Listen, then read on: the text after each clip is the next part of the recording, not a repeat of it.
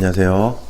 박원경 변호사입니다. 이번 시간에는 저희가 변호했던 통신매체 이용음란 관련해서 경찰에서 무혐의 불송치로 결정된 사안이 있는데 그 부분을 좀 설명드리도록 하겠습니다.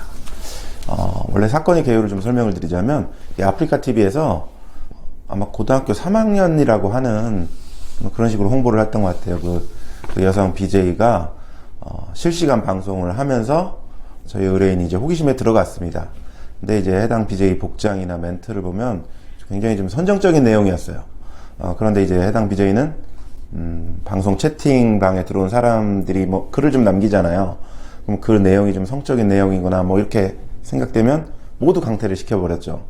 이런 모습을 이제 저희 의뢰인이 보고 원래 참았어야 되는데 한마디 해야겠다라는 생각에 일부러 시원하게 한 방 빼고 갑니다 라고 이 채팅방에 쳤고 당연히 바로 강퇴가 되었죠. 이후 좀 굉장히 좀 잊고 지냈어요. 근데 경기도 모 경찰서에서 이제 고소됐으니까 피의자로 조사받으라 라는 이제 통보를 받게 되었던 것입니다. 이제 저희 해당 의뢰인은 원래는 다른 지방에서 이제 국가직 공무원이었는데 이 사건으로 인해서 이제 유죄 판결까지 받게 된다면 소속기관 중징계도 이제 받을 수 있는 상황이기 때문에 저를 이게 찾아와서 이제 의뢰도 하고 선임도 하게 되었습니다. 그래서 제가 우선 이제 고소장을 우선 정보공개해서 확인을 했고 이제 피의자 조사 준비를 했습니다. 어떻게 보면 의뢰인의 그 해당 발언은 단 한마디죠.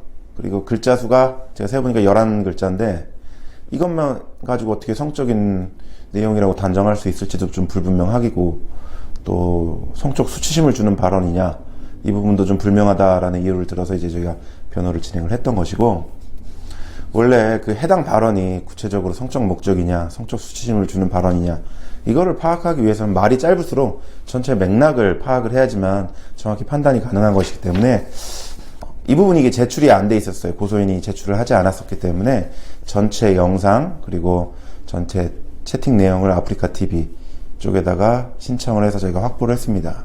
이 수사 중에 피의자가 그 관련 증거를 수사기관에 준하게 이게 확보를 하기 위해서는 증거보전 신청이라는 걸 법원에 신청을 해야 됩니다.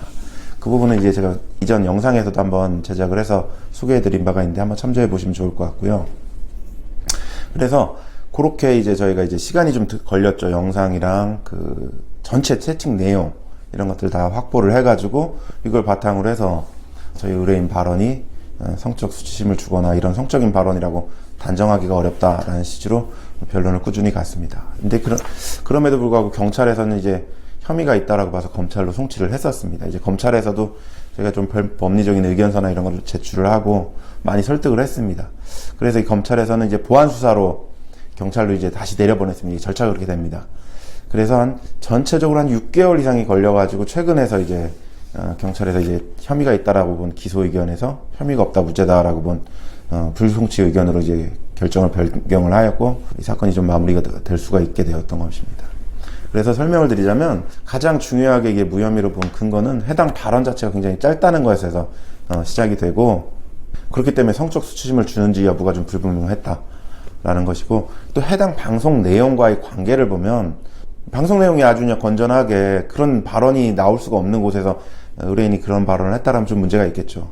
근데 이제 방송 내용도 다소 좀 선정적이었고 그에 맞춰서 했던 발언 내용도 굉장히 좀 경미한 축에 속하니까 이 성적 수치심을 주는 발언일지 여부가 불분명하다라는 근거에서 이제 불송치 무혐의로 판단을 받게 되었던 것입니다.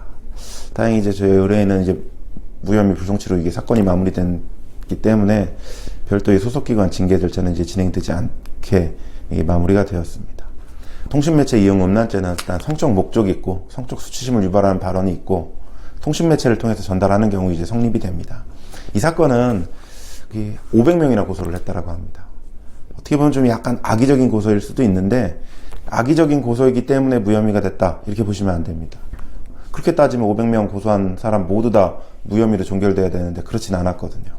그래서 상대방이 악의적인 의도가 있다라는 것만 문제 삼는 것으로는 무혐의 무죄를 받는 데 있어서 어떻게 보면 필요 조건일 수는 있겠지만 충분 조건은 되지 않는다는 점을 좀 유념하실 필요가 있을 것 같습니다.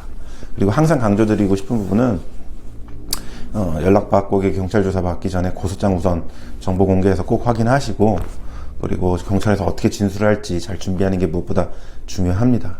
경찰 조사에서 아주 그냥 엉망으로 이게 진술을 해놓으면 아무리 변호사가 훌륭하고 의견서를 잘 쓴다 하더라도 무혐의 무죄를 받기가 굉장히 어렵습니다. 왜냐하면 피의자의 진술 자체는 그 자체가 증거가 되기 때문입니다. 그래서 본 유튜브 채널에서 이 다른 영상에서도 제가 좀 많이 제작을 했지만 경찰 조사에서 실수 없이 잘 진술하는 방법 많이 업로드를 해놨으니까 꼭 참조해 보시고 전 그래도 잘 모르겠다 라고 하시면 저희 사무실 한번 연락 주셔서 방문 상담이라도 좀 해보셔서 어떤 쟁점을 파악하신 후에 경찰 조사에 임하시기를 당부드립니다. 예, 본 영상과 관련해서 궁금하신 부분 있으면 언제든지 댓글 남겨주시거나 좋은 제안 주시면 저희가 반영하고 참고하도록 하겠습니다. 감사합니다.